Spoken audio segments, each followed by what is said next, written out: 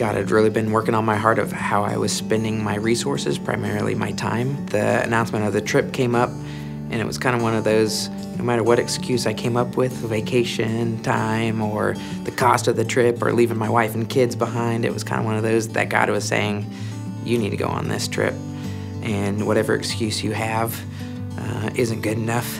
I've always been interested in missions, and when the opportunity came up to go with a family, it just really struck my heart, and I had the opportunity to go with my oldest 2 children. Clay called me one day and he goes like, hey, I'm putting a team together and I just thought about you. Since you speak Spanish and English, I just wonder if you wanted to go. Someone approached me and said the golden words, VBS. My wife said, hey, this is something I want to do, and I wasn't quite sure if I wanted to do it, but I said that I wanted to experience it with her. I hadn't been on a mission trip since my youth days, and that was my opportunity to go, so I went. I talked with my dad a lot about wanting to go on a missions trip specifically. My dad came out of the service, he was like, I think we should do this, and we signed up like, I think 5 minutes after service ended. We went down there and we basically put on Vacation Bible School skits for them, sang songs with them, and then we also knew we were going on a work trip. We did screen replacements and painting of the building there in Sateca. I was in charge of painting the windows, so we wasted a lot of paint. We did the play with Jonah and the whale. All of the kids were really into it, and they were trying to communicate their rest with us, and we were trying to communicate with them. Oh, they loved it.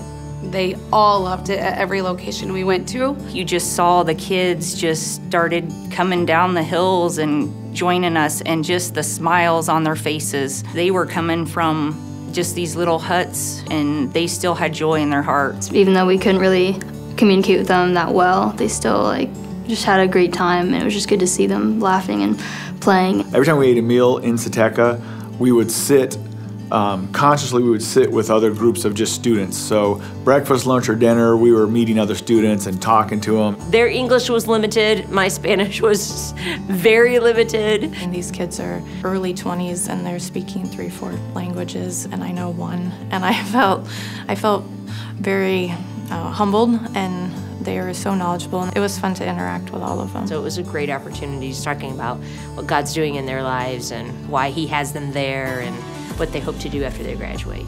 It reminded me that until you go on a trip for yourself, you can only have so wide of a perspective on God's global mission and God's heart for the nations. I became a little bit more sensitive about all the efforts that the families that relocate to a country do. And before the trip, I saw them like they're there. I mean, that's the life they decided to live, right?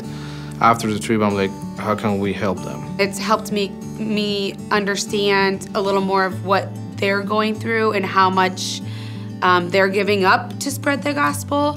And it's helped me more to realize that even if I'm not going globally, I still need to do everything I can, even at home, to help those who are and to pray for those who are, and just to remember that, it is our mission to spread it, whether we're at home, whether we're traveling, wherever we are. Going with these folks from the church and people you see every day and everything, but once you get in that setting and you're working with these people day in and day out, it's like you just create a whole nother family. It was just mind-blowing, and it was a great experience for me, and it opened my eyes to where, you go into the villages and see how they lived, and it was just, again, just an eye-opener, and it makes you grateful for what you got back here. There's really a role for all of us back home to be supporting, raising up, sending people out on the mission field. We all have a role to play in fulfilling the Great Commission.